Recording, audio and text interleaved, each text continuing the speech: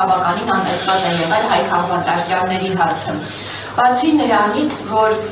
եվրոպացիների նպատակն է բացահայտ աջակցություն ցույց տալ Հայաստանի իշխանությանը, արդյոք այստեղ միջազգային իրավունքի հարցը չէ, արդյոք այստեղից չեն կարող հետևություն անել, որ մարդու իրավունքները, որոնց մասին պարբերաբար աղմկում են եվրոպացիները, հիմա պարզապես աշխարհում գոյություն չունեն։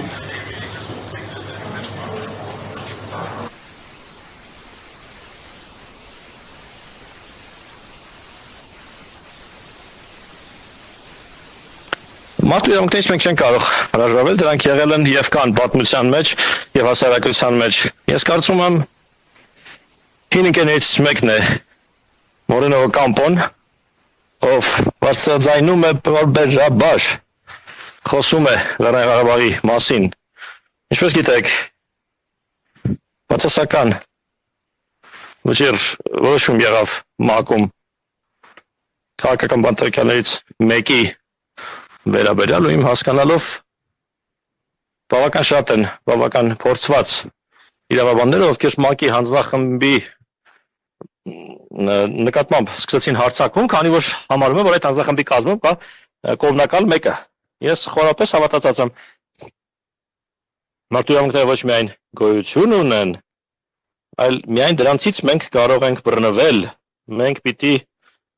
կառավարություններից պատասխան եւ հաշվետվություն պահանջենք, երբ վերջիններս իրենց իսկ օրենքներին չեն հետևում։ Երբ նման շոու է լինում, ինչպիսին եղավ Երևանում, այսպիսի աշխատանք, որը ցույց է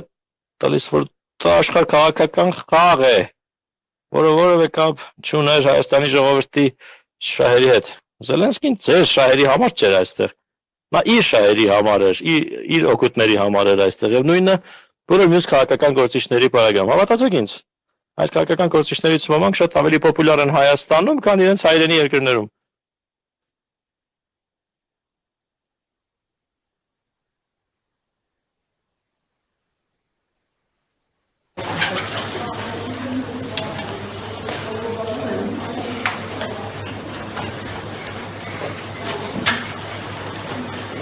Պարոն Ամստերդամ,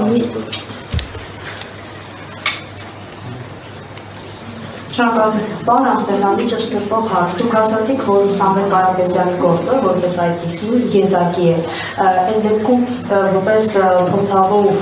մասնագետ, ինչ հանգուցալուծում եք ենթադրում եւ արդյոք այդ գործը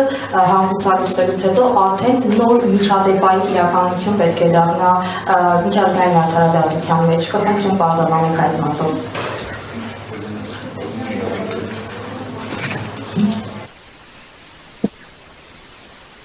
Ես ուզում եմ շատ պարզ ասել, որ այդ գործը համեմատաբար կամ հարաբերականորեն յուրահատուկ է նրանով, որ թե ինչպիսի կապ գոյություն ունի Կարապետյանի եւ եկեղեցու միջեւ։ Նա բանտարկվել է նրա համար, որ աջակցում է եկեղեցուն, բայց հիմա բարկասո բանտում չէ, տնային կալանքի ներքո է, որովհետեւ աջակցել է եկեղեցուն եւ պահվում է տնային կալանքի ներքո։ Կարելի է նման զավեշտալի ենթադրություն անել, որպեսզի նա դեմ հանդիման քարոզարշավի չմասնակցի, չկարողանա մասնակցել Հայաստանում։ Ես այլ շատ պոպուլյար քաղաքական առաջնորդների ներկայացում, ինչպեսին օրինակ Բոբի Ուայնը Ուգանդայում ոստիպված եղավ Ուգանդայից փախչել։ Տանզանիայում մենք ընդդիմության առաջնորդի ներկայացուցիչն ենք, քաղաքական կուսակցությունների, ընդդիմադիր կուսակցությունների ներկայացուցիչն ենք եւ Կարապետյանի գործը յուրահատուկ է։ Այն իմաստով, որ այն տեղի է ունենում մի իրավիճակում, որում ինքը իր հետ բերում է իր ժողովրդի ինքնությունը, այլ կերպ ասած, երբես նայում եմ Կարապետյանին, ես տեսնում եմ մի քանի գործոնի համակցություն, որոնք յուրահատուկ են լինելով հայկական։ Իսկ Փաշինյանին ես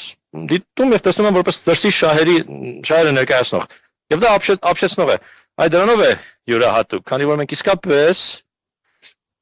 իդեմս Կարապետյանի տեսնում ենք մի մարդու, ով պայքարում է Հայաստանի համար։ Եվ իդեմս պարոն Փաշինյանի մարդ, ով կարծես ավելի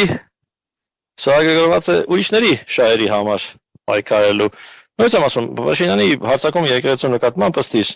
գումարած նրա հարցակումը Հայաստանի պատմական ժառանգության նկատմամբ գումարած այն որ նա